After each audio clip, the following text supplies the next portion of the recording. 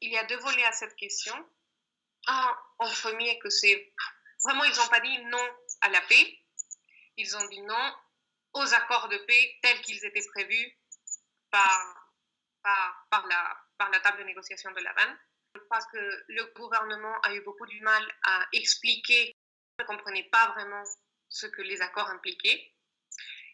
Et la campagne du non a décidé de carrément mentir sur ce que les accords disaient. Après, c'est vrai, la plupart des gens, forcément, n'ont pas lu les accords. C'était vraiment un truc super juridique, super économique. Moi-même, j'avais du mal, par exemple, dans la partie économique. Moi, j'ai pas des études d'économie et je comprenais rien du tout à comment ils allaient faire ça. La partie juridique, même si en étant juriste, c'était vraiment difficile à comprendre, difficile à cerner. Mais dans un pays où tu as encore, je sais pas, 10% des personnes qui ne savent ni lire ni écrire, forcément, ils n'allaient pas lire 300 pages des accords de paix. Du coup, ils ont fait leur choix pour le référendum avec ce que les médias et les politiciens disaient. Et en général, Uribe étant l'ex-président et le représentant du non, tu allais voter non juste parce que lui, il disait.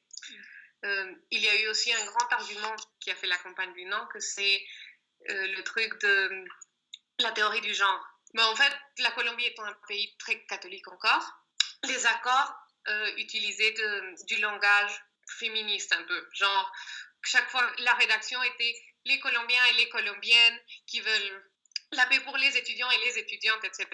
Et les catholiques ont pris ça et ont dit que c'était de la théorie du genre, que les accords voulaient faire que le pays devienne communiste, devienne complètement féministe et voulaient enlever la famille du cœur de la société. Et tout le monde a pété un câble. C'était hallucinant parce que vraiment c'était un argument qui n'était pas du tout fondé, vraiment bizarre. Et ça, je pense que c'est une grande majorité de personnes qui ont voté non. Mais après, c'est vrai qu'il y a des gens qui ont voté non en connaissance de cause et en se disant que les accords de paix donnaient beaucoup de choses aux FARC qui n'étaient pas censées avoir, notamment en participation politique et en justice. Ils ont créé un modèle de justice transitionnelle où il n'y a pas de peine d'emprisonnement. Il y a de peine de 5 à 8 ans, même si tu as commis de crimes contre l'humanité. Et tu ne vas pas l'avoir dans une prison, tu vas l'avoir dans des espèces de fermes agricoles où tu peux sortir pendant la journée et rentrer le soir. C'est difficile de comprendre que ça, c'est la peine maximale, notamment dans un pays où il y a plus de 6 millions de victimes. Et en plus, il y avait le truc de la participation politique, que c'était qu'on allait donner 10 sièges au Parlement directement aux FARC pendant 10 ans, même s'ils n'avaient pas des votes pour eux, ils allaient avoir des sièges. Et les gens qui avaient commis des crimes contre l'humanité pouvaient y siéger au Parlement pendant qu'ils étaient en train de payer leur peine.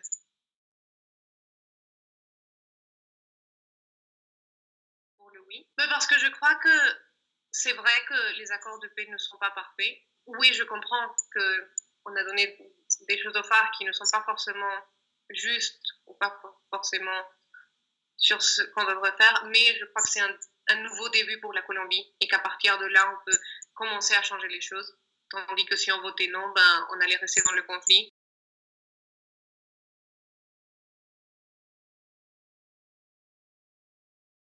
Alors, les accords, c'était notamment sur 6 points. Le premier étant la partie agricole. En fait, en Colombie, un des grands problèmes, c'est la distribution de la terre. En général, c'est les riches qui ont énormément de terre et les paysans pauvres n'ont pas de terre.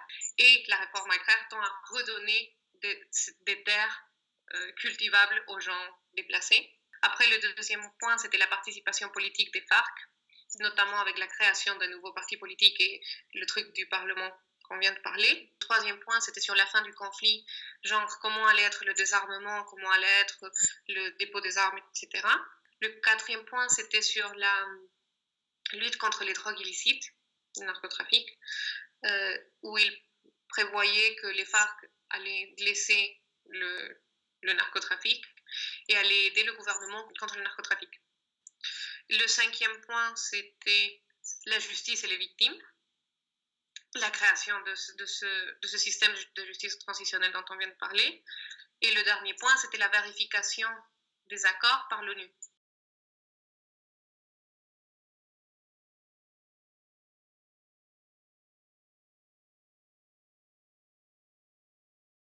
Je pense que c'est quand même bien mérité, parce que c'est quand même le seul président qui a eu un accord qui a réussi à signer un accord de paix avec les FARC.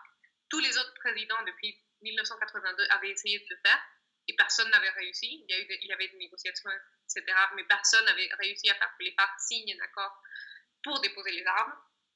Après, je me dis que peut-être c'était un peu tôt le moment de le donner. Je pense qu'on aurait dû attendre que la paix soit vraiment une vérité. Parce que même si je ne crois pas que le conflit va continuer, ça serait quand même difficile d'expliquer si jamais le conflit revient, qu'il y a un président qui a le prix Nobel de paix alors qu'un conflit armé continue. La question ne serait vraiment pas posée de qu'est-ce qui allait s'arriver si le non l'emportait. Les gens du non n'étaient même pas prêts pour gagner le référendum.